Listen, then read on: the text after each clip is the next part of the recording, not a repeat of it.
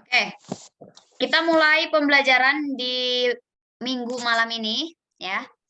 Untuk jurnal penjualan. Yang mana jurnal penjualan itu adalah jurnal khusus di perusahaan dagang. Untuk yang baru gabung, ikutin aja dulu ya. Nanti untuk materi yang dasarnya itu di jadwal masing-masing. Nah, sekarang untuk di hari Minggu malam ini, kita akan belajar mengenai jurnal khusus jurnal penjualan atau sales journal. Yang mana kita harus ketahui dulu poin-poin pentingnya di jurnal penjualan itu. Terutama dari segi tujuan kita mempelajari jurnal penjualan untuk apa, ya kan? Ibaratnya, seperti biasa analoginya itu ketika kita ingin pergi ke suatu tempat, berarti kan kita menginginkan terlebih dahulu ke tempat tersebut dengan tujuan tertentu. Ada tujuan apa, gitu kan? Nah, setelah kita mengetahui tujuan kita mau ke suatu tempat, otomatis nanti kita akan mencari jalannya kemana untuk sampai ke tempat tersebut. Nah, begitupun dengan kita dalam mempelajari suatu ilmu atau suatu materi. Kita harus tahu dulu tujuannya untuk apa dan fungsinya untuk apa istilahnya. Nah, untuk jurnal penjualan ya, kita itu akan mencatat seluruh transaksi. Sebentar, saya informasikan dulu harus on cam sampai akhir ya. Nggak boleh ada yang off, nanti kelihatan. Oke, untuk jurnal penjualan itu berfungsi untuk mencatat penjualan secara kredit. Penjualan secara kredit. Penjualan apa, ya kan? Yang jadi pertanyaan. Penjualannya adalah penjualan barang dagangan. Kalau misalkan ada yang bertanya barang dagangan apa? Barang dagangan yang dijadikan kegiatan utama dalam operasional suatu perusahaan dagang. Kalau di kegiatan jasa, apakah ada barang dagangan? Nggak ada dong. Kalau di kegiatan perusahaan jasa itu kan terkait apa? Servis ya, pelayanan. Kalau di perusahaan dagang, kita berbicara barang dagangan. Kenapa barang dagangan? Karena barang dagangan itu suatu hal yang paling utama yang ada di perusahaan dagang, yang paling membedakan antara satu perusahaan dengan perusahaan lainnya, jenis perusahaan lainnya. Kan jenis perusahaan di kita itu ada perusahaan jasa, dagang, sama manufaktur ya kan? Nah, yang paling signifikan perbedaannya dari ketiga perusahaan tersebut untuk perusahaan dagang adalah barang dagangan ini. Nah, dari barang dagangan ini ada beberapa kegiatan, keluar masuknya barang, retur, ya kan? Baik itu retur pembelian atau retur penjualan. Nah, sekarang kita akan mempelajari jurnal khusus yang namanya jurnal penjualan. Yang mana jurnal penjualan ini berfungsi untuk mencatat penjualan barang dagangan yang dilakukan secara kredit. Kak, kalau misalkan jual ginjal secara kredit apakah boleh? Boleh, asalkan transaksinya dilakukan secara kredit. Ya. Istilahnya kayak gitu, sederhananya. Apapun yang dilakukan secara kredit untuk penjualan, apalagi barang dagangan, itu harus dimasukkan ke jurnal penjualan. Nah, sekarang kita pelajari lagi seperti biasa. Format dari jurnal penjualan metode periodik. Yang kemarin nggak ikut. Nah, nggak akan tahu perbedaannya apa antara jurnal penjualan sama jurnal pembelian. Di jurnal penjualan, metode periodik, ini kita hapus dulu. Jurnal penjualan metode periodik tidak ada HPP. Waktu itu kan kita pernah belajar mengenai jurnal umum, periodik sama perpetual, pernah belajar kan ya? Masih ingat nggak? Perbedaan pada saat penjualan, metode periodik dan perpetual. Apa yang paling membedakan di jurnalnya? Jurnal umumnya, coba. Buka lagi. Ada apa? Ada HPP. HPP.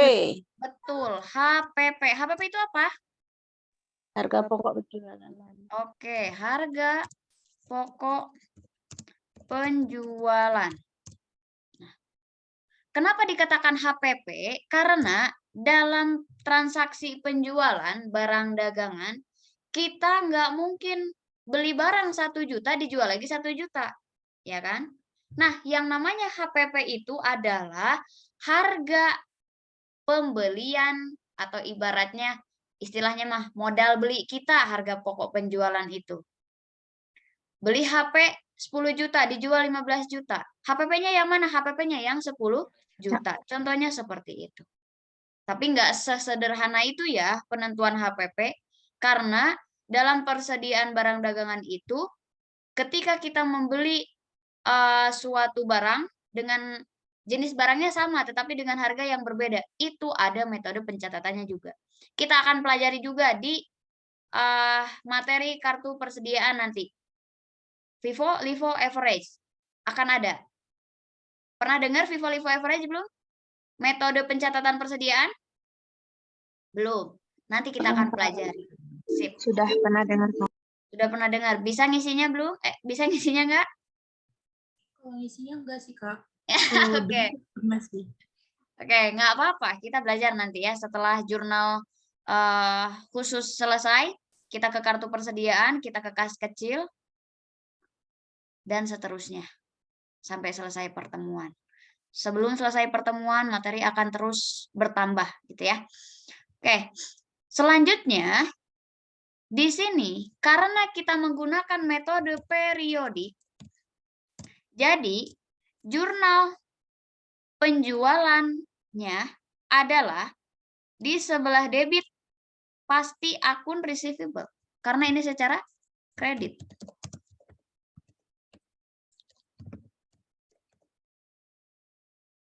Di sebelah kreditnya akun penjualan.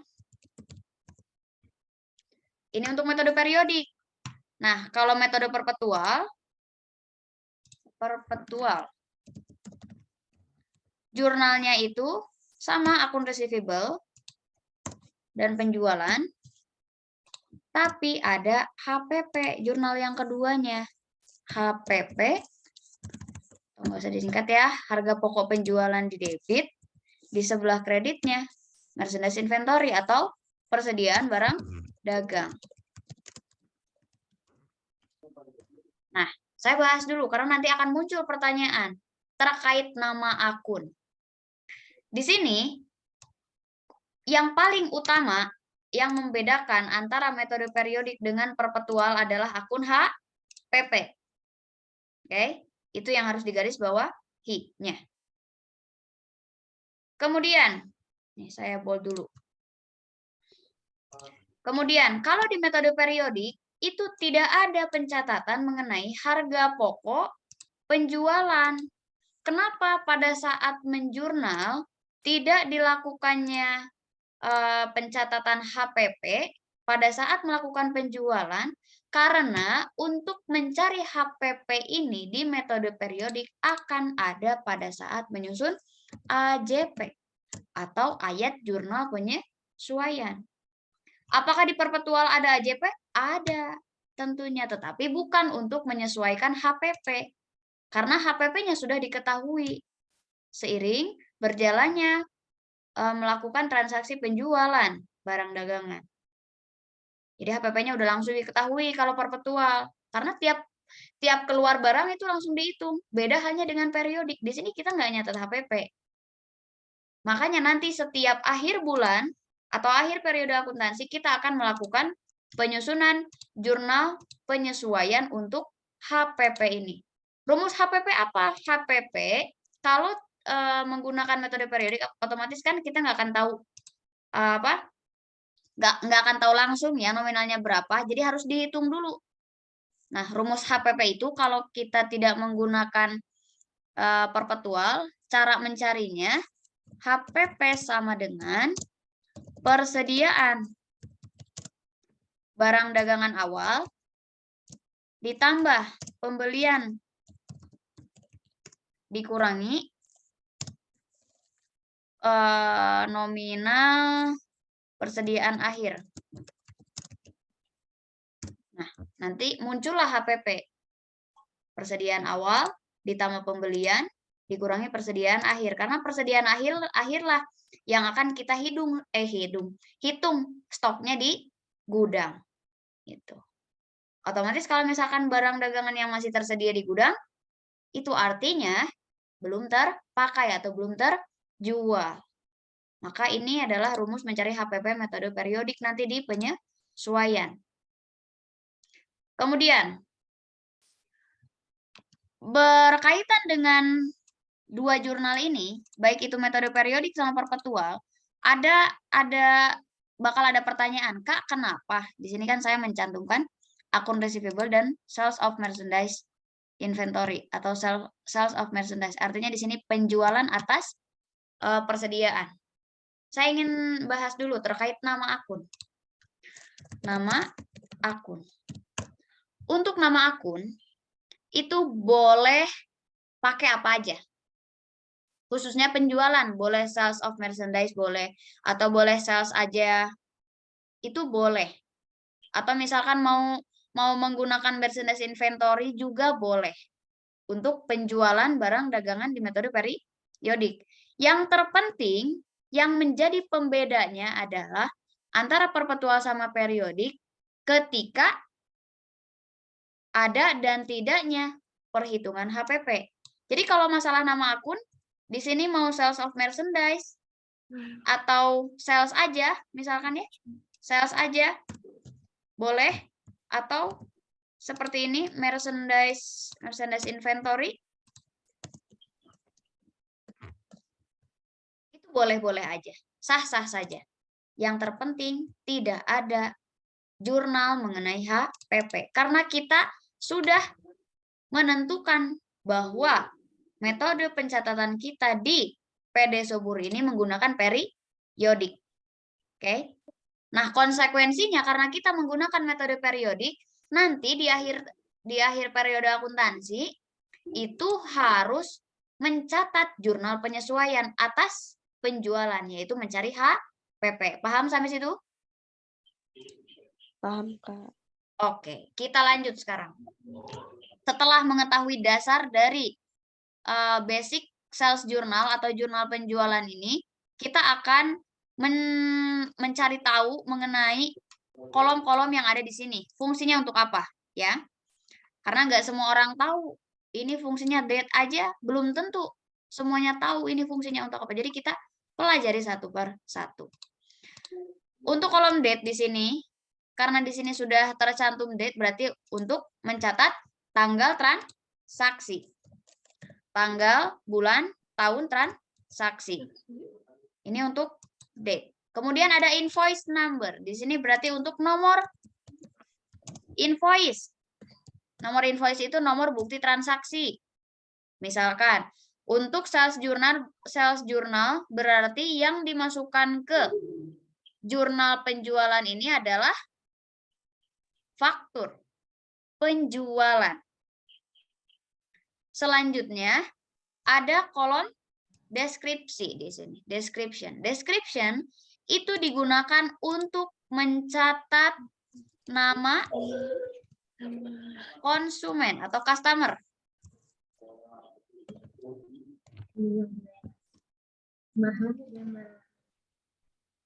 Di-mute. Oke. Ini yang udah di-mute. Kalau Pak saya ngejelasin, nggak apa-apa di-mute aja ya. Kalau nanti ada pertanyaan atau ada hal yang mau ditanyakan atau lagi ngejawab pertanyaan, baru di-unmute. Soalnya noise gitu, berisik. Selanjutnya, di deskripsi ini kan nama customer. Artinya ketika kita mempunyai nama-nama customer atau pelanggan, kita akan mempunyai kodenya. Kode customer di mana? Di sini di ref. Di ref itu kita cantumkan kode customer di sini. Di ref itu. Jadi bukan nomor akun. Ya, untuk di jurnal penjualan. Nah, selanjutnya nomor akun itu pasti berdampingan dengan masing-masing akun yang terlibat di sini. Kenapa di sini ada akun receivable? Karena ingat bahwa jurnal penjualan untuk jurnal yang biasa ketika menjual metode periodik jurnalnya apa tadi? Ini akun receivable dan sales ya. Sales itu. Nah, bahasa Inggrisnya sales. Berarti di dalam jurnal khusus pun sama jurnalnya ada akun receivable atau piutang dagang di debit karena setiap transaksi penjualan barang dagangan pasti akan menambah akun piutang secara kredit ya. Kalau secara tunai itu pasti menambah kas dong. Nah, selanjutnya ini ada debit, ini ada kredit. Untuk yang di sisi kreditnya, di sini ada sales of merchandise, ada PPN outcome, ada freight collected. Artinya, ini untuk nominal penjualannya berapa? Penjualan barang dagangnya. Ini untuk PPN outcome atau PPN yang kita pungut atas penjualan barang dagangan. Siapa yang membayar PPN? Apakah penjual atau pembeli? Ada yang tahu? Pembeli. Betul, pembeli ya. Yang memungut PPN adalah penjual, tapi yang membayar PPN adalah pembeli. Lalu nanti uang PPN itu dikemanakan, Kak? Apakah dipakai sama perusahaan yang memungut? Tidak. Tapi nanti akan dilaporkan atas pemungutan PPN itu selama 1 periode dilaporkan kemana? Ke kantor pajak. Karena kan PPN itu bukan hak kita, bukan hak perusahaan yang menjual. Misalkan di sini kan PD Subur sebagai pemungut PPN, sebagai penjual. Mungut ke siapa? Ke Ogi Berta misalkan. Ogi Berta beli komputer ke PD Subur. Terus PD Subur memungut PPN 11% kalau sekarang, tapi pada tahun 2009 masih 10% ya. Di soal ini kita masih pakai yang 10% untuk memudahkan perhitungan. Nah, selanjutnya PPN outcome tersebut hitung-hitungannya gimana? PPN outcome itu atau PPN itu hitungannya adalah tarif ya. Tarif dikali dasar pengenaan pajak. DPP. Dasar pengenaan pajak. Dasar pengenaan pajak itu apa? Dasar pengenaan pajak itu adalah total penjualan atau total pembelian bersih. Itu nggak termasuk beban angkut. Jadi kalau misalnya ada beban angkut ya udah, beban angkut yang ditanggung sama pembeli dimasukkan ke freight collected ini. Kecuali beban angkutnya dibayar tunai, itu beda lagi, tidak masuk ke sini. Yang masuk ke sales journal adalah sesuatu yang pembayarannya dilakukan secara kredit. Oke? Paham sampai situ? Coba suaranya mana? Wow. Malam ini full member kayaknya. Bagus ya, semangatnya masih dijaga. Paham sampai situ? Paham, Kak. Oke, bagus. Sekarang kita akan mempelajari mengenai tata cara postingnya seperti apa. Ini mudah. Kalau metode penjurnalan di jurnal umum kan kita menganut sistem atas bawah ya. Atas bawah kayak gini. Oke, atas bawah terus yang kredit agak menjorok ke kanan. Kalau di jurnal khusus itu kiri kanan. Makanya di debit ada yang kiri, yang debit itu ada di kiri, yang kredit itu ada di kanan kita. Nah, jadi nggak ada bedanya.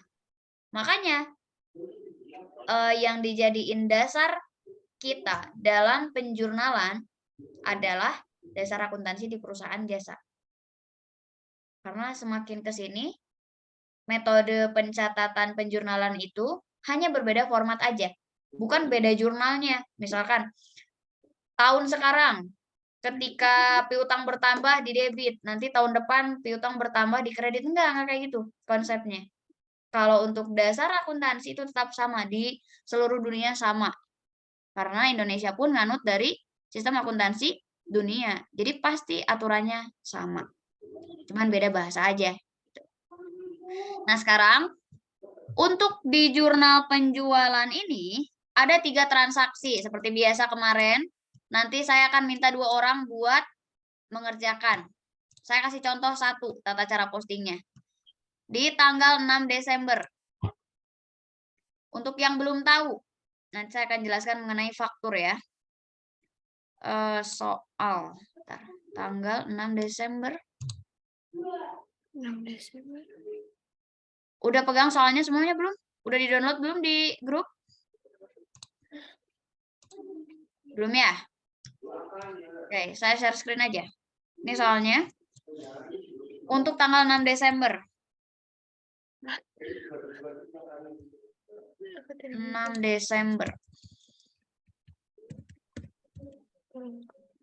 Ini tuh kalau yang keterangan-keterangan di atas tuh kebijakan-kebijakan akuntansi atau keterangan-keterangan yang sifatnya membantu informasi, membantu menginformasikan kepada si yang ngerjain soal gitu ya. Selanjutnya kita ke tanggal 6 Desember dulu. 6 Desember. Faktur penjualan. Nah, ini. Kita berbicara faktur. Faktur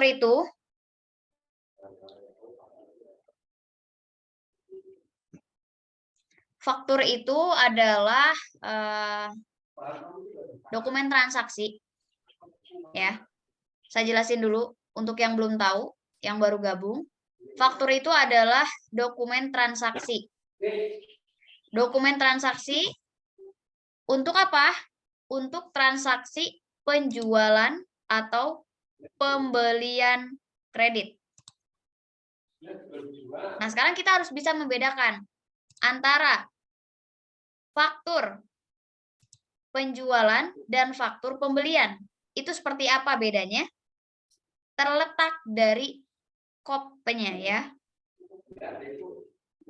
Sebagai dasar pengetahuan, faktur, kita berbicara faktur. Faktur itu cuma satu. Adanya faktur penjualan dan faktur pembelian itu tergantung siapa yang pegang. Yang harus diketahui, si pembuat faktur adalah pihak penjual. Otomatis, informasi yang ada di faktur tersebut, di kopnya, itu nama penjual. Nah, ketika misalkan Fatimah sama Sefni, Fatimah penjual, Sefni pembeli. Nanti faktur itu pasti atas nama Fatimah. Nah, bagi Fatimah itu adalah faktur penjualan. Bagi Sefni itu faktur pembelian. Seperti apa? Seperti ini misalkan. Untuk faktur penjualan, perusahaan kita adalah perusahaan PD Subur. Ya. Ingat-ingat, perusahaan kita, milik kita semua adalah PD Subur. PD Subur ini milik kita semua. Otomatis kita yang berperan sebagai PD Subur, berarti ketika faktur ini atas nama PD Subur, ini faktur penjualan atau faktur pembelian, ya? Siapa yang panggil? Maaf Kak, soalnya belum ada di grup. Oke, nanti ya. Ini dilihat dulu aja ke layar. Oke? Sip. Balik lagi. Untuk PD Subur adalah perusahaan kita. Ini ilmu untuk membedakan faktur pembelian sama faktur penjualan. Karena tidak sedikit mahasiswa kekecoh. Mana faktur pembelian, mana faktur penjualan. Karena nggak ada keterangan pembelian penjualannya. Nah, untuk kita bisa membedakan mana faktur penjualan, mana faktur pembelian, itu dilihat dari kop. Ini kop. Kalau apa? Kalau di instansi namanya kop surat ya. Dalam surat menyurat. Tapi kalau di dokumen transaksi, ini juga sama namanya kop. Nama di sini PD Subur. Saya tadi menjelaskan bahwa ketika nama perusahaan kita tercantum di kop, maka itu adalah transaksi penjualan. Jadi, untuk faktur ini adalah faktur penjualan. Kepadanya kepada orang lain, berarti kita menjual kepada elektron komputer. Ada contoh lagi. Yang mana faktur pembelian? Faktur pembelian itu contohnya seperti ini. Saya kasih contoh. Nah, di sini ada PT Samudra di kopnya. Sedangkan perusahaan kita PD Subur. Artinya, untuk faktur ini adalah faktur pembelian. Karena yang mengeluarkan faktur adalah pihak penjual. Sedangkan pembeli cuma dapat kopiannya aja. Atau yang aslinya kalau misalkan sudah lunas ya. Nah, di dalam faktur ini tercantum PT-nya orang lain. Berarti ketika nama orang lain yang tercantum di sini itu udah pasti faktur pembelian. Tapi kalau nama perusahaannya di sini nama perusahaan kita itu udah pasti faktur penjualan. Sekarang saya contohkan. Resti menjual barang kepada Vina. Yang membuat fakturnya Resti atau Vina? Resti. Betul. Berarti faktur itu dibuat oleh Resti. Sekarang bagi Resti faktur penjualan atau faktur pembelian? Jualan. Nah, masih 2 suara. Faktur pembelian atau faktur penjualan? Pembelian. Penjualan. Saya ulangi. Sebelum 1 suara saya ulangi. Resti sama Vina, Resti adalah penjual, Vina adalah pembeli. Yang mengeluarkan faktur berdasarkan keterangan yang saya berikan tadi. Di sini. Faktur itu dibuat oleh siapa? Resti. Betul. Faktur dibuat oleh Resti karena apa alasannya? Karena dia yang Karena menjual. Resti penjual. Nah, saya tanya lagi. Berarti faktur tersebut bagi Resti faktur penjualan atau faktur pembelian? Penjualan. Faktur penjualan. Penjualan. Berarti kalau bagi Vina? Faktur pembelian. Oke, paham ya? Ya. Coba saya tes di dokumen ini. Saya tes lagi. Faktur. Ini faktur pembelian atau faktur penjualan? Faktur penjualan. Penjualan. Penjualan. Penjualan. Penjualan. Penjualan. Penjualan. Penjualan. Oke, benar penjualan? Benar. Oke, sekarang saya cek lagi. Mana ya? Nah, ini faktur pembelian penjualan. Penjualan. Penjualan. Oke, sekarang kalau udah paham kita langsung ke tata cara posting jurnal penjualan. Oke, kita ke 6 Desember lagi. Oh, 6.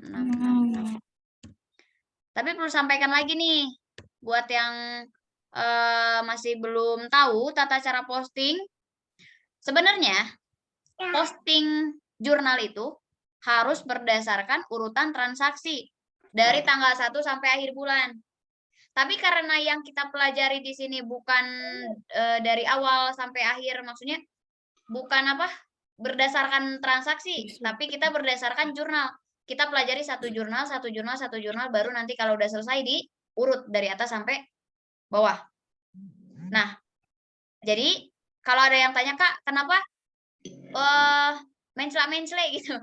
Jadi nggak berurutan gitu ya postingnya, karena kita yang kita pelajari adalah per satu jurnal. Dalam satu jurnal itu transaksinya nggak berurutan, kayak misalkan dalam satu jurnal tiba-tiba tanggal 1 sampai 5 di jurnal pembelian, tanggal 6 sampai 10 di jurnal penjualan, nggak kayak gitu. Jadi karena kita berdasarkan jurnal, berdasarkan jurnal ya, jurnal yang tadi sales jurnal, maka nanti transaksinya agak nggak berurutan. Nah, di sini saya udah masukin tanggalnya buat mempermudah. Percepat, ada tanggal 6, 18, 27. Terus yang udah di jurnal pembelian 10, 22, 29. Berarti artinya nggak berurutan.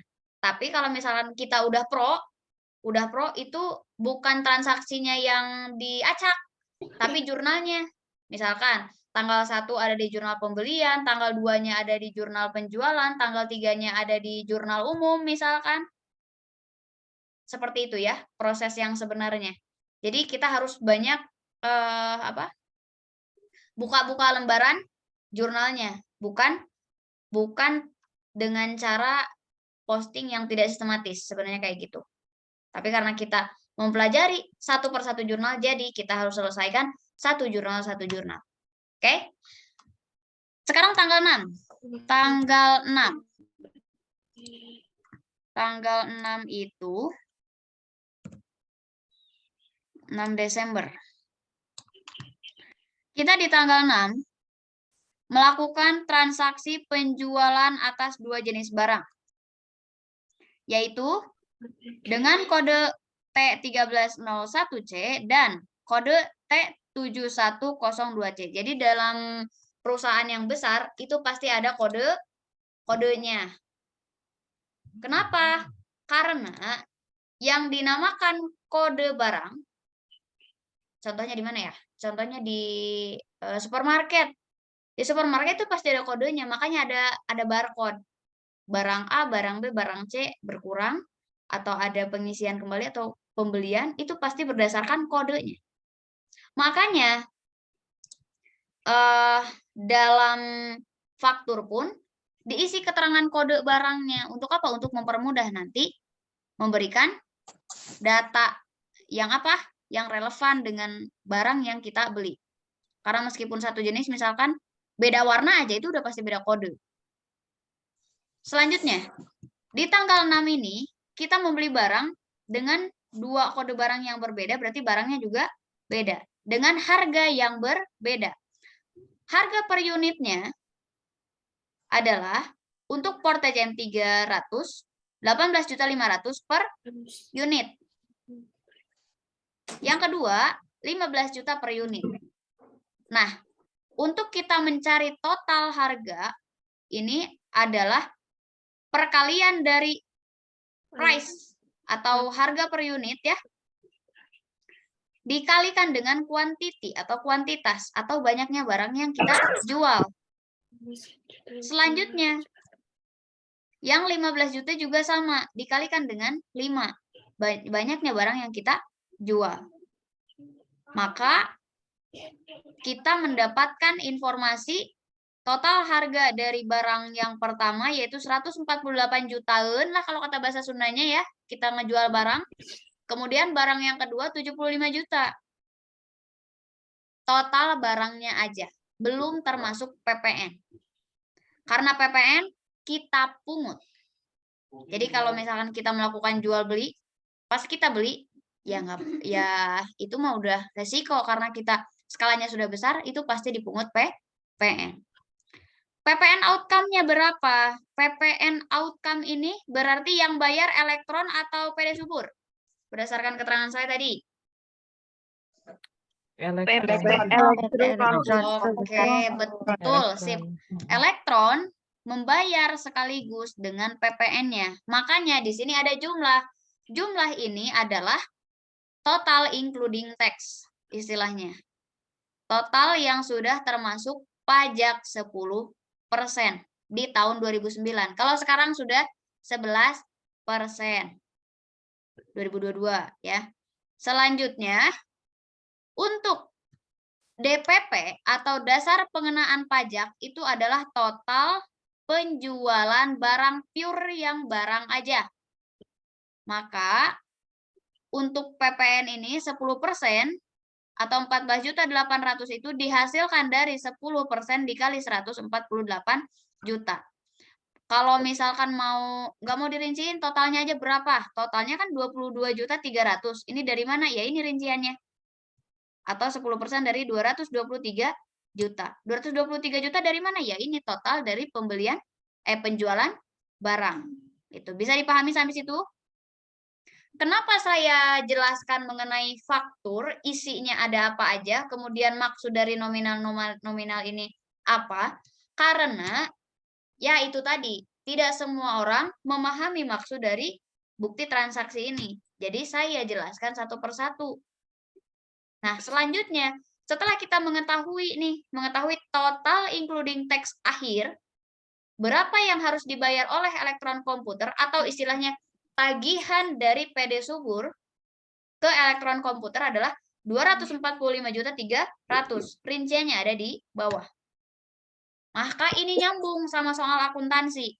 Ketika PTA mengeluarkan faktur, artinya itu baru menagih. Jadi yang bertambahnya kalau baru mengeluarkan faktur, itu sifatnya yang bertambah piutang. Bukan kas, kecuali pas nagih langsung dibayar. Itu baru kas bertambah. Tapi kalau misalkan asumsinya baru ditagih, maka itu baru piutang yang bertambah. Karena nggak sedikit mahasiswa-mahasiswa yang memang basicnya nol, apalagi dari lintas jurusan, atau misalkan staf akunting yang basicnya dari pertanian, itu ada. Staf akunting basic pertanian, staf akunting basicnya kesehatan. Itu ada yang privat di saya. Jadi lucu-lucu gitu cerita-cerita beliau-beliau tuh. Nggak paham ini maksudnya apa, itu maksudnya apa. Maka dengan kita belajar, bukan kita tuh, teman-teman belajar dari nol sekarang, itu nggak akan rugi gitu. Justru bakalan untung karena ternyata yang udah kerja, itu balik lagi belajarnya ke nol. Sedangkan kalau udah kerja posisinya, belum lagi kerjaan, belum lagi urusan lanjut kuliah, belum lagi urusan lain-lain, itu kan bentrokan gitu ya, waktunya sibuk banget. Jadi makanya gunakanlah waktu sekarang pas masih unyu-unyu, masih muda-muda buat belajar. Karena ilmunya nggak akan sia-sia gitu ilmu mah. Oke, kita balik lagi. Sekarang untuk faktur ini kita posting kemana? Ke jurnal penjualan. Tanggal 6 Desember 2009. Tata cara penulisan tanggal kayak gini ya kalau di akuntansi. Tahun paling atas, bulannya di sebelah sini, baru tanggal di sebelah sini, ke bawah. Ke bawah sini ya. Makanya ini ada 2 kolom. Itu untuk membedakan kolom bulan dan tanggal. Jadi lebih efektif. Kita nggak nulis 1 Januari 2022, 2 Januari 2022. Nggak kayak gitu. Kalau kayak gitu jadi menghamburkan waktu. Nah, sekarang tanggal 6. Nomor invoice-nya, saya contohkan dulu satu ya, diperhatikan pelan-pelan. Nomor invoice di sini atau nggak kelihatan. Nah, invoice number untuk 6 Desember adalah nomor faktur yang ini. F12 strip 1. F12 strip 1 artinya invoice nomor faktur bulan Desember yang pertama ceritanya. Faktur tagihan bulan Desember yang pertama. Selanjutnya ada description. Description ini adalah elektron komputer. Oke. Kenapa elektron komputer? Karena tadi sudah saya jelaskan bahwa di deskripsi ini, kalau misalkan kita melakukan penjualan secara kredit itu harus nama customer atau nama pelanggan. Nah, sekarang untuk ref. Untuk ref ini, isinya adalah kode. Kode apa? Kode customer. Karena selain nama-nama akun yang punya kode akun gitu, nomor akun ya. Sama, customer dan supplier juga punya kode. Untuk apa? Untuk bisa membedakan customer A, B, C, D, sampai Z-nya. Karena nanti itu hubungannya dengan utang, piutang. Dengan apa? Dengan buku besar pembantu utang, buku besar pembantu piutang. Pernah dengar buku besar pembantu? Bukan pembantu bersih-bersih, tapi pembantu mencatat untuk utang piutang. Itu ada nanti. Ya. Nah, sekarang untuk ref di sini tercantum di mana? Di atas di data-data awal. Di data awal ada data mengenai kode customer ini. Kode customer itu berarti mempunyai informasi mengenai namanya, alamatnya, nomor teleponnya, faksimilenya, emailnya, dan lain-lain. Pokoknya isinya data suatu perusahaan yang bekerja sama dengan perusahaan kita. Intinya kayak gitu. Nah, sekarang untuk elektron komputer ini, kodenya berapa? C002. C002. C002. Betul. Selanjutnya, balik lagi ke tanggal 6 Desember.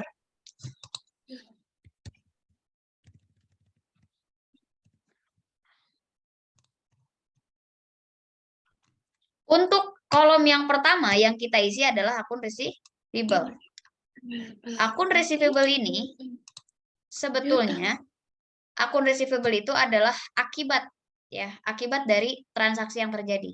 Jadi kan di akuntansi itu ada sebab ada akibat. Nah, di sini akun receivable itu adalah akibat yang disebabkan oleh penjualan secara kredit. Jadi untuk metode pengisiannya, kalau misalkan sudah ada informasi dari sininya, sudah ada informasi secara rinci, jadi kita nggak perlu lagi ngitung manual. Ya udah tinggal masukin aja akun receivable-nya berapa di sini tadi? 245.300.000. 245.300.000. Kalau misalkan sudah ada total including tax-nya atau total yang ditagihnya, ya udah tinggal masukin aja 245.300. Selain dari sini, lihatnya dari mana? Dari ini, jumlah yang ditagih 245.300. Nah, sekarang untuk di sebelah kreditnya ada apa aja? Di sebelah kreditnya itu ada sales of merchandise, itu nominalnya dari total harga penjualan. Jadi total barang itu mah pure harga barang. Tidak termasuk PPN. Itu nominalnya 223 juta. Sini. 223 juta. Kemudian PPN outcome-nya, PPN outcome itu berarti PPN yang dipungut oleh PD Subur ke elektron komputer.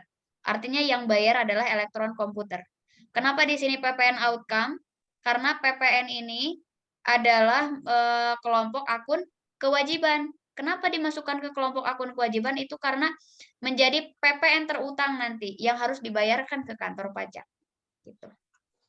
Selanjutnya, itu hubungannya sama materi perpajakan ya untuk PPN-nya. Di sini kalau misalkan kita hitung manual, caranya adalah 10% dikali sales of merchandise. Jadi 22.300.000 sama dengan yang ada di soal. Nah, adapun misalkan ada dua posisi lagi. Ketika PPN tidak diketahui, contoh ya. Contoh PPN tidak diketahui. Contoh PPN tidak diketahui, hanya ada tagihan dengan keterangan total including tax. Total including tax 10%. Contoh, ini mah contoh aja.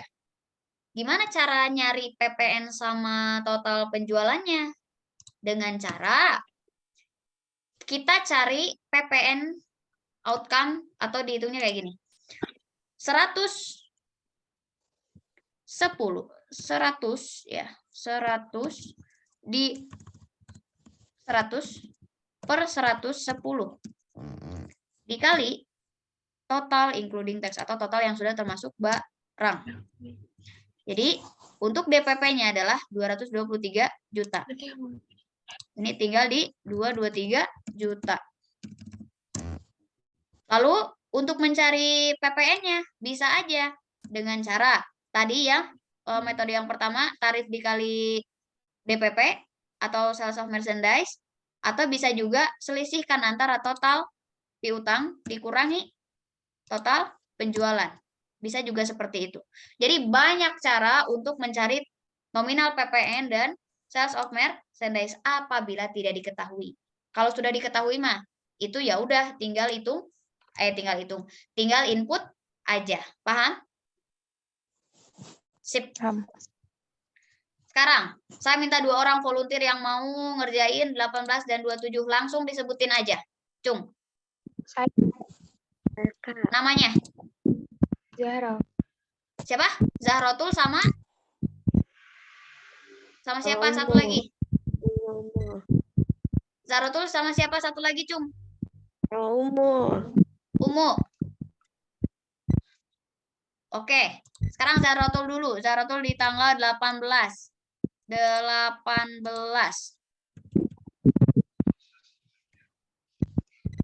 Desember. Nah. Faktur 18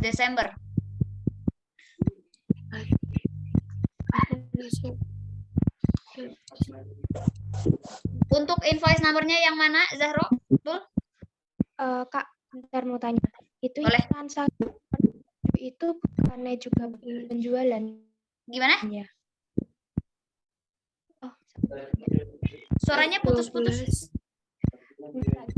Apa, Dek? Itu yang invoice Kirain nomornya diisi F12 strip 2. F12 strip 2. Ini yang jawab siapa? F12 strip 2. Kok Resti yang jawab ya? Ini Zahrotunya mana? Zahro, Adek, suaranya nggak ada. suaranya ada nggak, Kak? Nah, sekarang ada. Apa? Tadi mau nanya dulu apa? Itu tak kira tadi yang transaksi itu juga penjualan, tapi ternyata penjualan tunai. Jadi salah kayaknya. Gimana? Kan penjualan. Nah, aku tuh lihatnya yang Ya. transaksi nomor 7. Kalau Transaksi penjualan nomor kredit, 7. penjualan Nomor 7 yang itu kan tadi. ternyata penjualan kredit.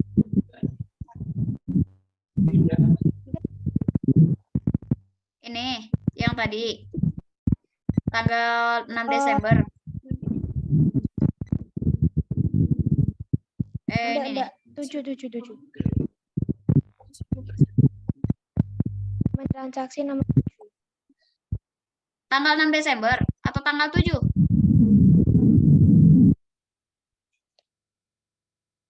yang tanggal yang nota kredit ternyata, Kak. Salah. Bukan nota kredit, tapi tanggal 18. Ini tanggal 18-nya yang faktur. Nih, Kakak. Nih, lihatnya ke sini ya. 18 Desember. Nah, bukan yang nota kredit, bukan. Tapi yang ini. Faktur. Siap, Zahro? Siap, Dek? Siap. Oke, sekarang deskripsinya apa? Dimasukin apa? Deskripsinya dimasukin apa? Adek? Kayaknya jaringannya ya. Oke, ganti aja sama siapa? Cung. Suci mau, Kak. Oke, boleh. Silakan. Deskripsinya apa? Guskom komputer. Guskom komputer.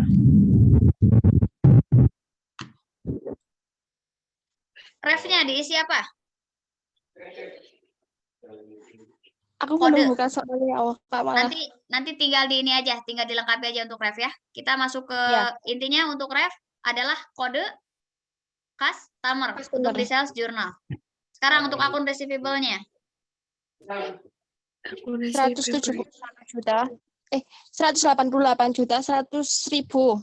188 juta 100.000. Sales-nya berapa? 171 juta. 171 juta. PPN-nya berapa? 17 juta 100.000. Oke, mantap. Terima kasih. Lancar jaya ya jawabnya. Satu lagi. Siapa? Di tanggal siapa? Saya, Melisa. Melisa. Oke, silakan. Tanggal 27. Bentar, saya buka dulu.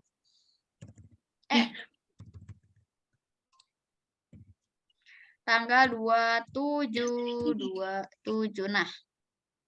Tanggal 27. Ya. Ini namanya F12-3.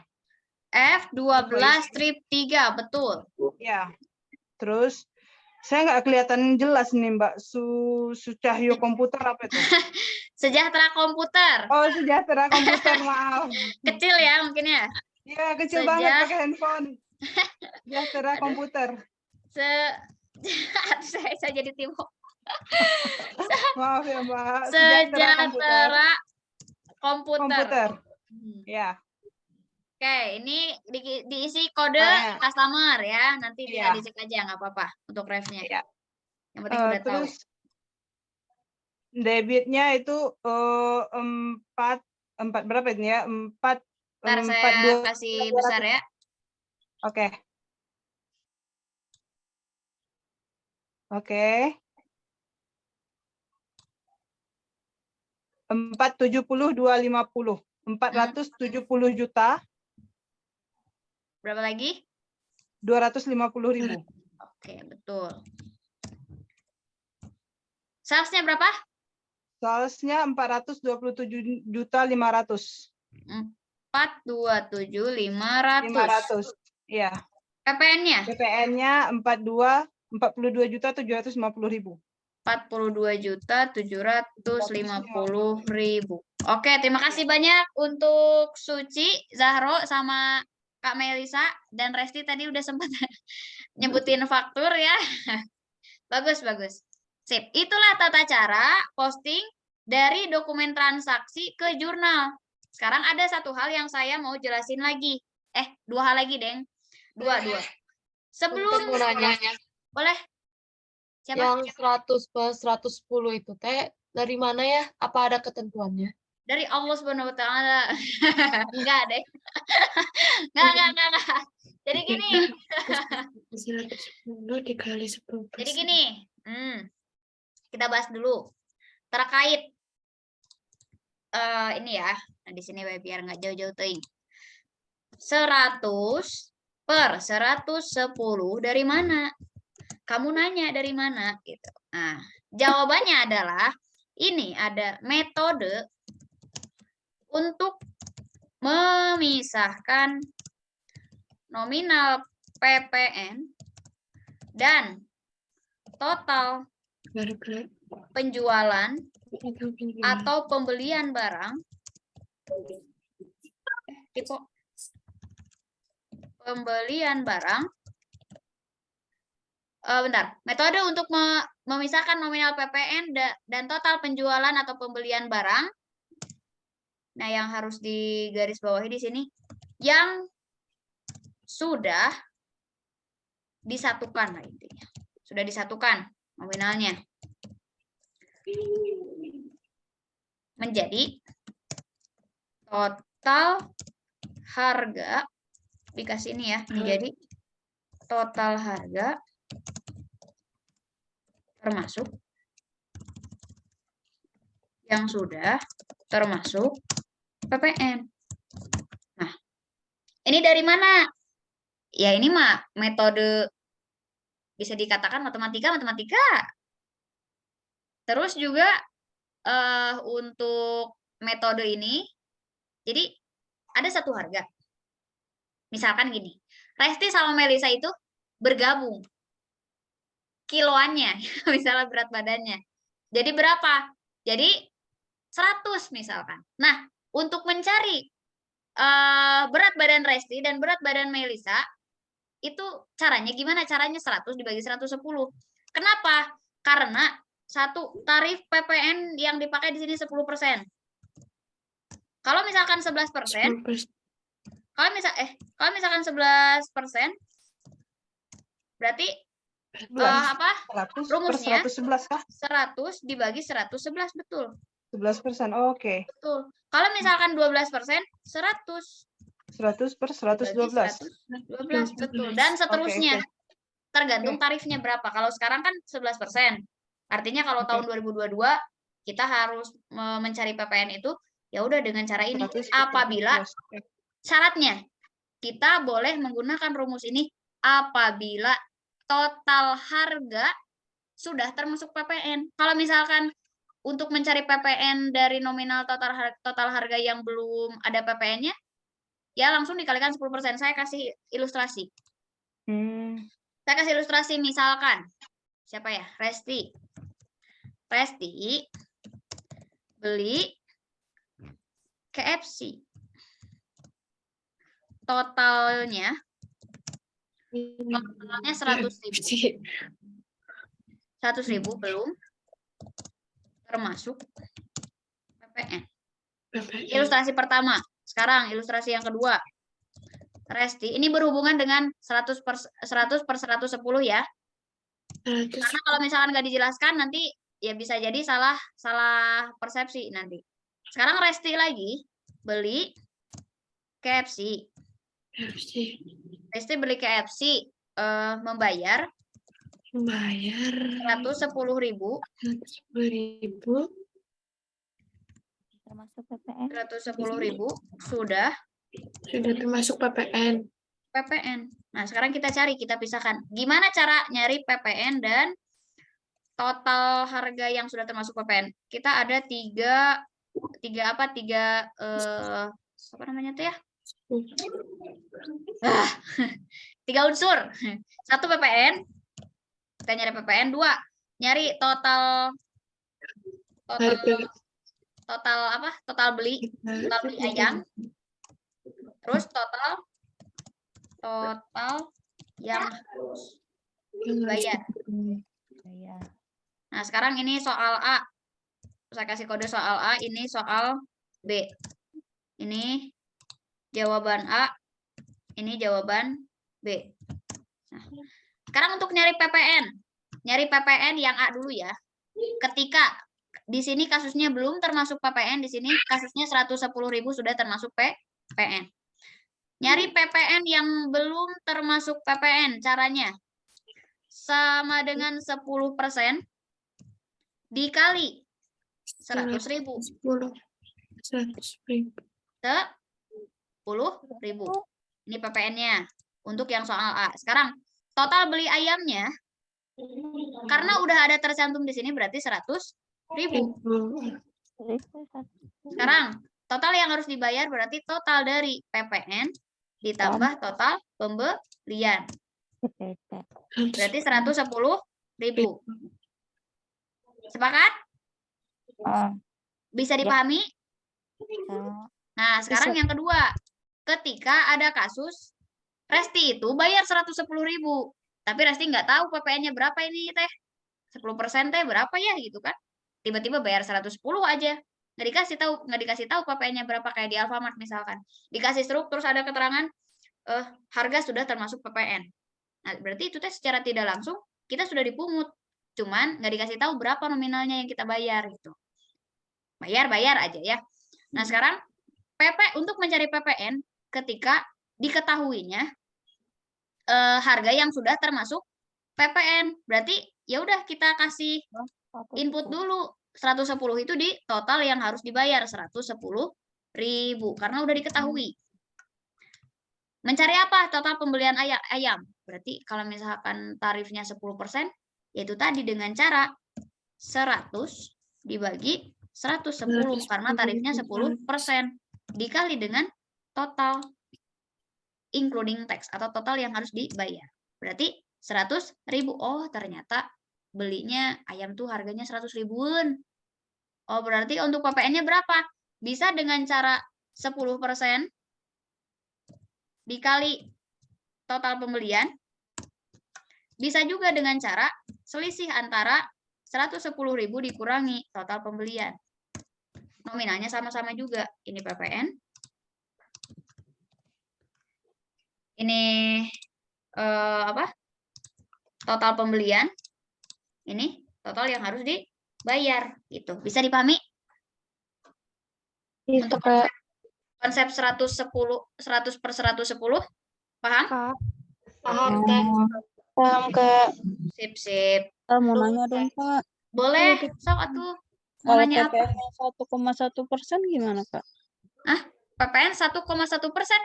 Iya. Nggak ada PPN 1,1%? 100 Pak. per 110 kayak dibagi gitu ya. 100 bagi 110 gitu. Jadi 1,1 gitu. 100 per 110 kan 1,1. Oh, iya. Kalau misalkan 100 dibagi 110. 1,1. Enggak, 0,9. Kalau 100 bagi 110 mah. Oh iya, tinggal. Tadi yang nanya 1,1% siapa? Siapa yang nanya tadi? Saya, Kak, Dewi, Kak. Dewi, gimana Kak? Kan soalnya PPN kan ada yang 1,1% ya, Kak. Nggak Itu ada. yang gimana? Nggak ada. PPN itu bukan 1,1%, tapi tarifnya sekarang tuh 11%. Nggak ada yang 1,1%. 11% kan itu kan untuk yang perusahaan biasa. 1,1 kan untuk perusahaan forwarding, Kak. Oh, untuk izin jawab. oh, oke. Jawab. Berarti ini Izin jawab, beda Kak. beda ini beda ranah. Kita sekarang di sini Oh, berbicaranya pajak PT. ya kalau Kita sekarang sedang berbicara PT, Kak Dewi. Kalau PT itu 10 dan 11. Kalau dulu 10, sekarang 11%. Artinya di sini kita sedang berbicara perusahaan yang skala menengah ke atas, bukan yang skala kecil.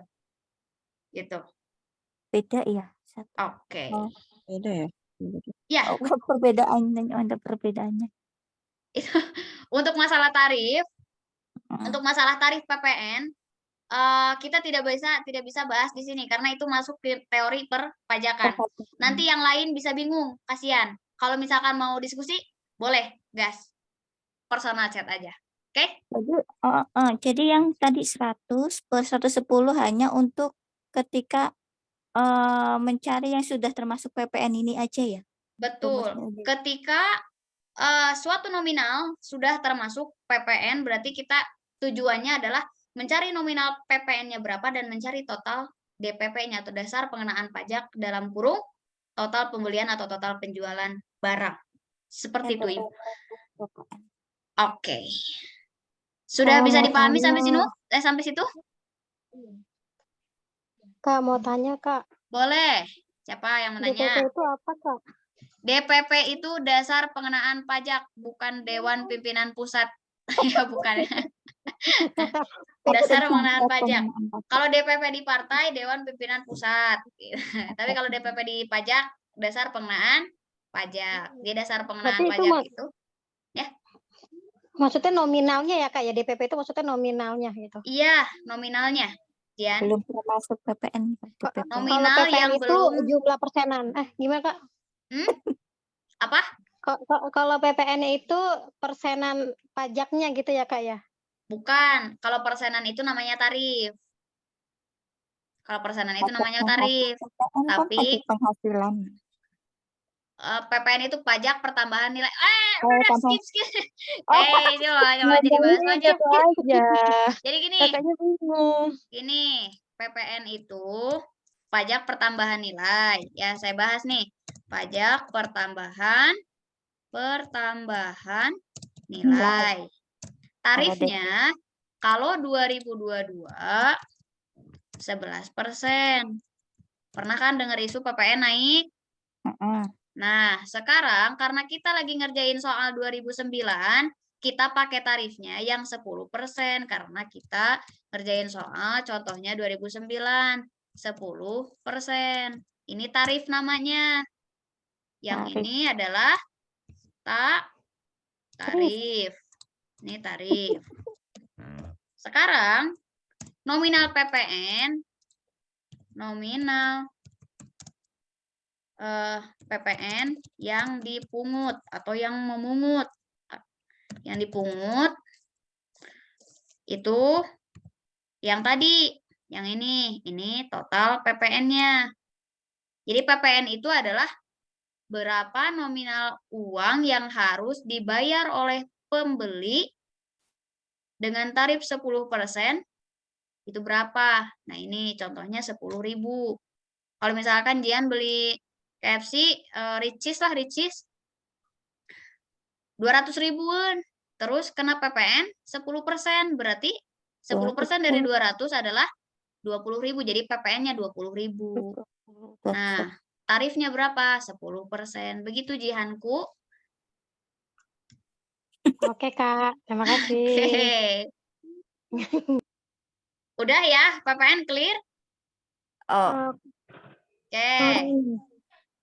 Sekarang ada yang masih harus saya bahas lagi di sini di penjurnalan. Terkait apa? Terkait bukti transaksi. Masih bukti transaksi ini ada yang harus teman-teman pahami. Selain daripada apa? Tadi itu nama ya, kop ya. Ada yang harus dipahami mengenai termin. Cirinya suatu transaksi dilakukan secara kredit adanya termin pembayaran. Termin pembayaran itu adalah batas waktu penjualan atau pembelian. Kalau bagi PD Subur berarti ini batas waktu pembayaran bagi si Sejahtera Komputer kepada PD Subur. Tergantung penjualan atau pembelian itu tergantung kita berperan sebagai penjual atau pembelinya. Nah, berarti kalau di sini ada termin 2/10N/30, ini adalah batas waktu pembayaran Sejahtera Komputer kepada PD Subur. Karena yang bayar itu yang punya utang. Yang punya utang galak. Oke, kita balik lagi ke materi. Sekarang kita bahas untuk termin nih. Karena pasti ada yang belum tahu mengenai termin juga. Termin. Termin itu batas waktu pembayaran. Jadi cirinya suatu transaksi dilakukan secara kredit, dalam dokumen fakturnya ada termin. Kalau nggak ada termin berarti tunai. Berarti kalau tunai teh cash. Berarti kalau cash teh antara penerimaan uang dan penyerahan barang itu dilakukan dalam waktu yang sama. Kalau kredit berarti pihak pembeli menerima barang berarti bayarnya kemudian hari, itu namanya kredit. Nah, karena di sini ada termin, yang harus kita pahami di sini adalah maksud dari angka ini apa? Kenapa ada 2/10N/30 gitu kan? Pasti bertanya-tanya. Untuk 2/10, saya contohkan dulu 2/10 N/30. Artinya, untuk 2/10-nya dulu nih. 2/10 itu kita berperan sebagai PD Subur dulu. PD Subur akan memberikan diskon 2% kepada Sejahtera Komputer atas penjualan barang PD Subur, tetapi dengan syarat Sejahtera Komputer harus melunasi utangnya dalam kurun waktu 10 hari setelah tanggal transaksi. Itu arti dari 2/10nya. Ini untuk batas waktu diskon. 2/10 adalah batas 2/10 sama dengan batas waktu diskon. Kalau mau dapat diskon berarti sebelum 10 hari udah dilunasin. Pak, gimana kalau misalkan lewat 10 hari ya nggak dapat bonus, nggak dapat diskon. Sekarang untuk N/30-nya. N/30 artinya adalah batas akhir. Batas akhir pembayaran. Batas akhir pembayarannya adalah 30 hari. Setelah tanggal transaksi. Maksudnya untuk batas akhir ini, N/30 itu bukan berarti setiap tanggal 30 ya, bukan. Tapi batas akhir pembayaran untuk N/30 ini adalah 30 hari setelah tanggal transaksi. Berarti kalau misalkan di sini 27 Desember, karena Desember itu 31 hari, berarti 30 hari ke depan adalah tanggal 26 Desember. 26 Januari. Kayak gitu. Kalau misalkan saya kasih contoh lagi, N/60, berarti batas waktu pembayarannya berapa hari ini? 2 bulan. 60 hari. 2 bulan atau 60 hari. Nah, kalau misalkan istilah kita orang yang bukan si pencatat akuntansi, itu pasti ngomongnya 2 bulan. Tapi kalau kita berbicara pencatatan akuntansi, harus berdasarkan tanggal. Kalau misalkan kita melakukan transaksi di 27 Desember, berarti 60 hari ke depan itu jatuh temponya di tanggal berapa? Tadi kan 30 hari di tanggal 25 Februari. 25 Januari itu 31. Berarti 25 Februari, betul. Kalau 60 5 hari, Februari. betul. Jadi kita berbicara jatuh tempo sesuai dengan tanggal. Kalau istilah apa? Kalau istilah mudahnya ya udah 2 bulan, sebulan, 3 bulan gitu ya. Tapi kalau kita udah berbicara pencatatan itu harus bahasa Sundanya mah saklek gitu. Saklek itu pasti tanggalnya. Gitu. Nah, sekarang untuk diskon saya coba lagi. Contoh 3/15 N per 60. Artinya apa ini? Hubungkan dengan transaksi PD Subur dan Sejahtera Komputer. Artinya apa? Cung satu orang. Kak. Ya. Berarti dapat potongan 3% kalau bayarnya dalam waktu 15 hari. Oke, betul. Tuh jatuh temponya itu di 60 hari setelah transaksi. Oke, mantap. Mantap. Betul ya. Nah, siapa yang belum paham di termin ini? Karena ini akan menentukan. Resti boleh silakan. Hah? Mau nanya? Kak mau nanya. Enggak. Oh, siapa yang mau nanya? Siapa yang mau nanya? Kak. Boleh, boleh. Kak, misalkan ini faktur keuangannya itu yang dia perusahaan jasa misalkan Kak. Itu untuk penerbitan si fakturnya itu ngikutin si kita ngeluarin jasanya atau besoknya Kak? Misalkan dia pakai jasa kita di hari Senin, terus kita ngeluarin fakturnya itu di hari Rabu. Nah, itu untuk hitungan terminnya berarti ikutin hari pas dia terima jasa kita atau faktur yang terbitnya, Kak? Oke. Apabila terjadi transaksi, jasanya udah dilaksanain kemarin, tapi ngeluarinnya hari ini, gitu contohnya? Iya, Kak. Oke.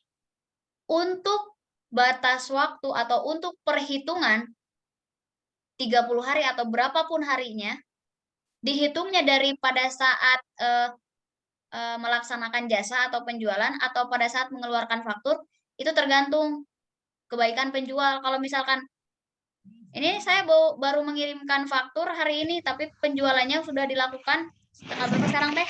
Sekarang tanggal 4, tapi penjualannya tanggal 1, ya udah nggak apa-apa, saya anggap di tanggal 4 aja. Karena udah dekat misalkan, atau baiklah, biar apa? Biar ada jangka waktu lebih panjang lagi. Tapi kalau kita berbicara udah skalanya besar, itu udah harus berdasarkan ketika transaksi terjadi. Karena yang namanya rekaman apa ya? Rekaman transaksi itu harus sesuai dengan transaksi terjadinya, tanggalnya, bulannya, tahunnya itu harus sesuai. Karena kalau nggak sesuai nih ngapain dicatat atau kayak gitu istilahnya. Jadi diakuinya kalau baru sehari, misalkan pada saat mengeluarkan faktur, contoh kemarin terjadi transaksi dan saat hari ini baru mengeluarkan faktur, itu boleh, ya udah dihitung per tanggal, faktur juga boleh per hari ini atau per hari kemarin. Seperti itu, siapa tadi yang tanya? Bisa dipahami Zahro? Zahro ya? Belum, Kak. Saya beda tanya. Oh, beda. Zahro apa? Tanya apa? Kak, itu kan, itu Tanya. kan yang di tanggal transaksi itu kan 27 Desember. Itu 2/10 N per 30. Semisal dia itu berarti kan di tanggal itu dia itu masih dapat potongan, Kak. Berarti kalau dapat potongan itu ngitungnya dari tanggal 27. Kalau misalkan dapat potongan, itu tanggal 27-nya nggak dihitung, tapi 28. Jadi mulainya 28, 29, 30, 31. Berarti kalau 10 hari sampai 31 kan 4 hari. Berarti tambah 6 lagi. Jadi tanggal 6 Desember batas akhir diskonnya. Kayak gitu. Jadi kalau untuk tanggal 27 nih itu nggak dihitung, masa? Ya kali. Ngapain kredit kalau misalkan mau pas hari itu juga dibayar? Ya udah tunai gitu kan. Gitu ya. Ya, berarti untuk kalau yang 2/10 itu yang dihitungnya itu mulai setelah tanggal 27, sedangkan Betul. untuk 1/30 itu dari tanggal 27. Enggak, 27 itu nggak dihitung. Jadi hitungnya tetap 28, 29, 30, 31, dan seterusnya. Jadi satu hari itu dimulai dari hari berikutnya. Misalkan kita transaksi tanggal 4. Berarti satu hari itu berarti tanggal 5. Gitu. Berarti walaupun dalam jangka 30 hari, ngitungnya tanggal 28 ya, Kak? Betul. Oke, Kak, paham. Terima kasih. Oke, sama-sama. Mbak, mau nanya. Boleh. Perkenalkan saya Melisa. Ya. Saya mau nanya, kalau misalnya itu kan kita kasih diskon 10% kalau dibayar 10 hari gitu kan. Ya. Jadi jatuhnya kalau dibayar 10 hari itu kan pertama kan ada juga diskonnya tuh kan. Yang pertama ada juga tuh. Jadi persenannya 110/112 gitu jadinya ya. Enggak. Kalau untuk diskon itu ya udah, ini langsung aja. Kan di sini 2/10. Ini 2%, yang 10 itu bukan 10%, tapi 2%. 2% itu diskon. Jadi 2% dikali total harga. Total apa? Total tagihan. Di sini kan total tagihannya gitu. 470 juta. Berarti 2% kali 470 juta. Itu untuk mencari diskon. Bisa dipahami, Kak Melisa? Oke. Nah, nanti kenapa kita harus mengetahui atau harus memahami termin ini? Karena nanti akan ada hubungannya dengan apa? Dengan retur. Retur penjualan atau retur pembelian. Itu harus harus include antara diskon dengan retur dan pada saat pelunasan. Jadi pada saat pelunasan itu, kalau misalkan ada retur berarti dikurangi retur, kalau misalkan ada diskon dikurangi dengan diskon juga. Jadi pada saat pelunasan ibaratnya gini, kita beli satu barang di supermarket, ketika ada diskon, pasti dikurangi kan pembayarannya. Nah, istilahnya kayak gitu. Kita harus memahami termin ini karena kita harus mengetahui berapa nominal yang harus kita bayar kalau kita yang punya utang dan berapa nominal yang harus kita terima kalau kita yang punya utang. Sampai situ bisa dipahami? Saya mau tanya. Boleh. Ini faktur pajak atau faktur invoice gitu aja tuh beda ya? Ini mah invoice, kalau faktur pajak beda lagi. Oh ya, banyak mungkin tampilannya beda. Makanya gue bilang bukan ini mah faktur transaksi. Faktur transaksi. Invoice gitu, tagihan gitu kan ya maksudnya. Jadi maksudnya tagihan untuk apa ya, customer gitu. Iya, betul. Transaksi penjualan. Pikiran saya ke pajak itu maksudnya. Soalnya biasanya ke faktur pajak itu. Udah jam 9 ini, udah jam 9 masih diskusi. Kita gercep-gercepan sekarang ya. Sip. Jadi ini tuh adalah faktur transaksi penjualan secara kredit. Udah paham di sini untuk termin? Semuanya paham? Coba saya mendengar suaranya. Ya, siapa? Paham. Oke, paham. Oke, kalau paham kita lanjut. Nih satu poin lagi yang harus teman-teman ketahui. Dalam. Ada yang mau nanya, Kak. Siapa yang mau nanya? Saya. Siapa namanya? Saya Teh. Saya Rido, Mbak.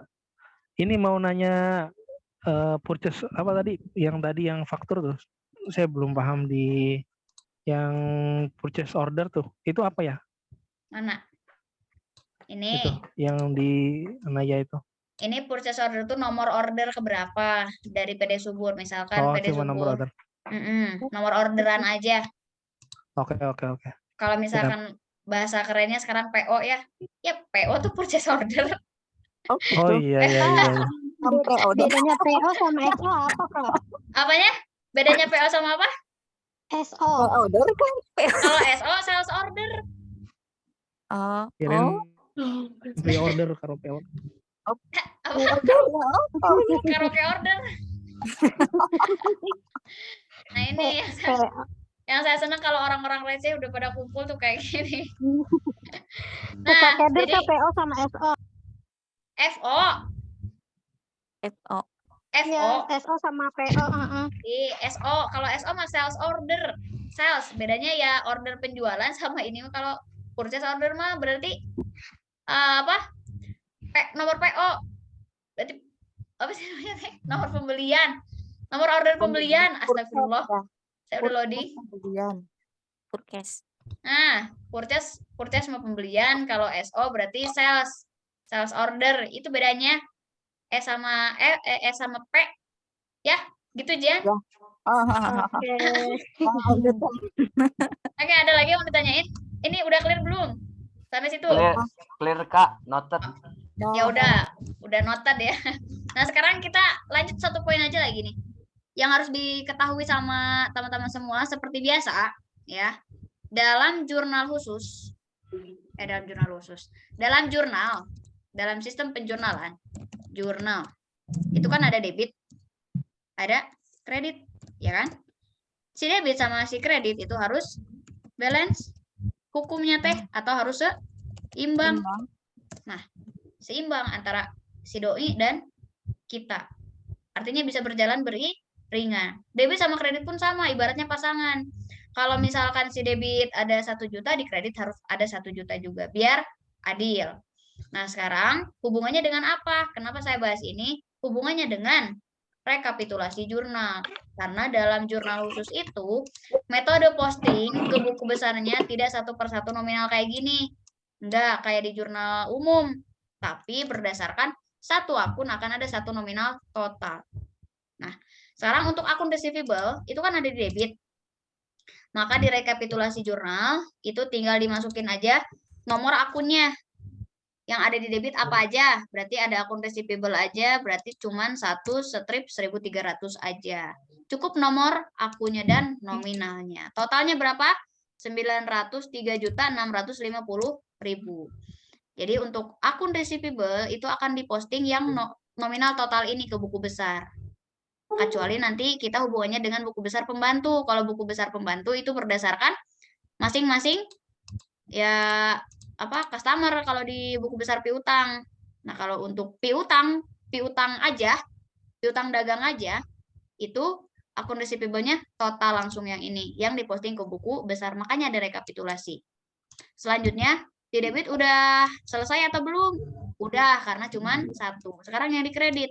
Di kredit ada 2 nominal, yaitu sales dan PPN outcome. Berarti yang dimasukkan ke sebelah kredit yaitu 4 strip 1.100 dan 2 strip 1.500. Nominalnya masing-masing 821 juta sekian dan 82.150.000. Nah, sekarang kita totalkan. Ini harus seimbang. Ini kan cuma 1, berarti ya udah tinggal dipindahin aja. Nah, sedangkan yang ada rinciannya itu ditotalkan.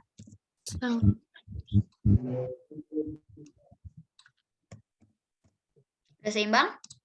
Udah sama? Kalau udah sama berarti ini benar.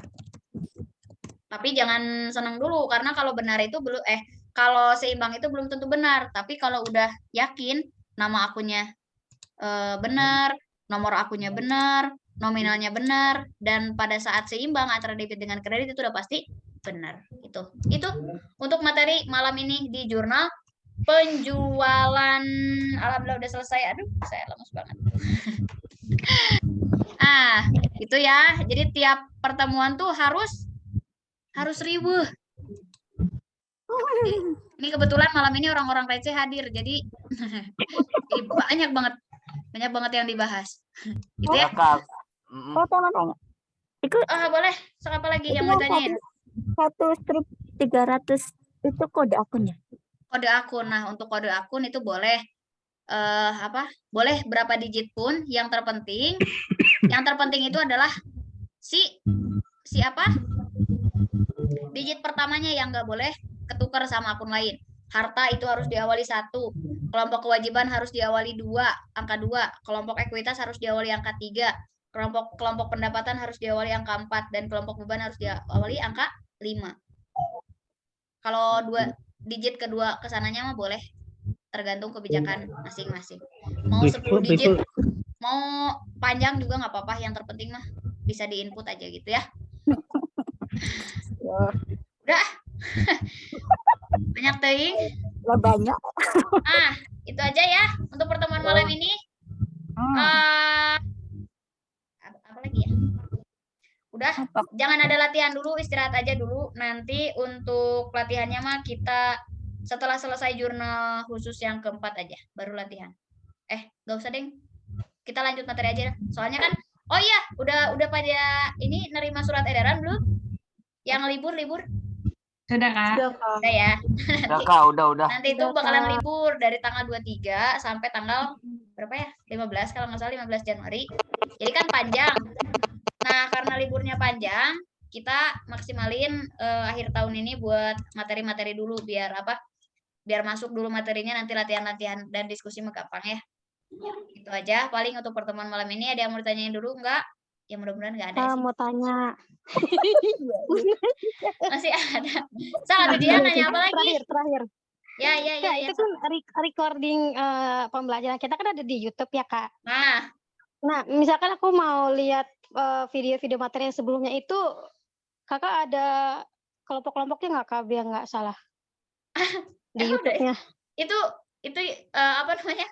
Untuk record itu ya udah. Seenaknya kalian aja mau lihat yang mana karena materinya ya nyambung terus Kalau misalkan untuk kelompokan nggak ada, saya aja udah lupa. Dia berarti nggak pernah ini scroll record dia di grup ya berarti ya. Iya, cuma ketimbun. Ketahuan, bukan ketimbun. Orang grupnya aja dikunci, gimana mau ketimbun? Alasan apa? Dipintangin aja. Dibintangin, bintang 1, bintang 2 kayak lampu. Nah, kalau di YouTube kan suka ada playlist gitu, Kak. Iya, udah di playlist, sok tinggal lihat aja. Udah di playlist. Katanya makanya akunya yang males ya, Say. Iya,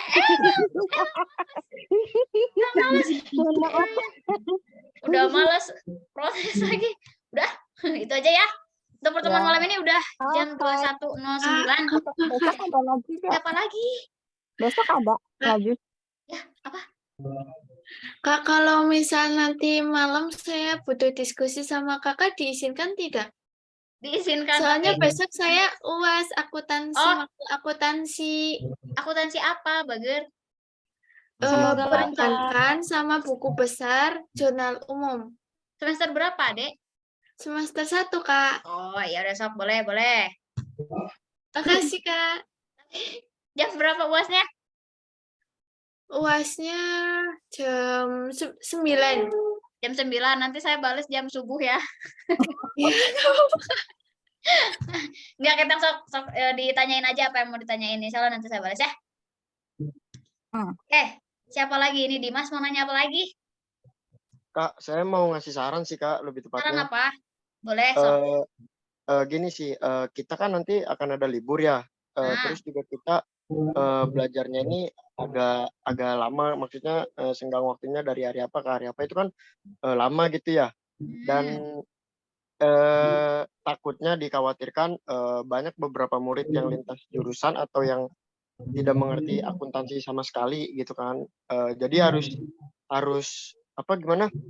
Harus dipelajarin terus. Nah, kan untuk yang dirapetin gitu. Iya, jadi kalau saran saya gini, Kak, untuk kita nanti dibuatkan grup aja tapi nggak usah ada kakaknya, takut mengganggu di luar jam materi gitu. Jadi gimana kalau saran saya di open dulu untuk nggak semua admin, jadi kita bikin grup gitu, Kak, buat kita bahas di semua kelompok gitu tanpa mau kakak. Ini jadi, mau diskusi kalian bagus, sip nanti. Iya. Tapi harus tanggung jawab Dimas ya.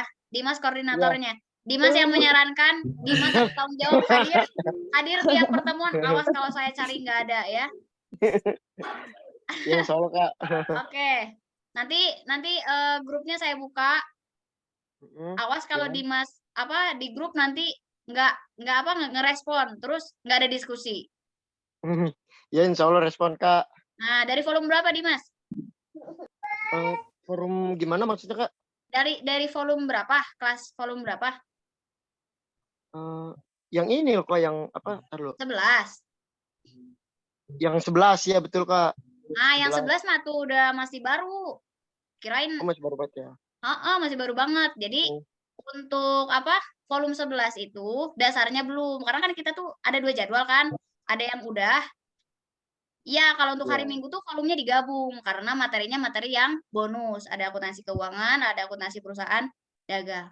Nah, untuk Oh yang iya, masing-masing jadwal volume 7, 8, 9, 10 itu udah enggak 10. 8, 9, 7, 8, 9 itu udah selesai siklusnya. Jadi sekarang untuk 7, 8, 9 itu jadwalnya hari Minggu aja karena yang siklus udah keren, udah selesai dan udah lulus lah istilahnya ya. Dari jurnal Iya, umum betul. sampai jurnal penutup. Nah, sekarang untuk yang jadwalnya hari Minggu aja, itu tetap di hari Minggu aja. Kalau untuk yang volume 11 kan jadwalnya sama hari Selasa. Ini rekodnya saya ini dulu ya. Saya stop dulu kepanjangan.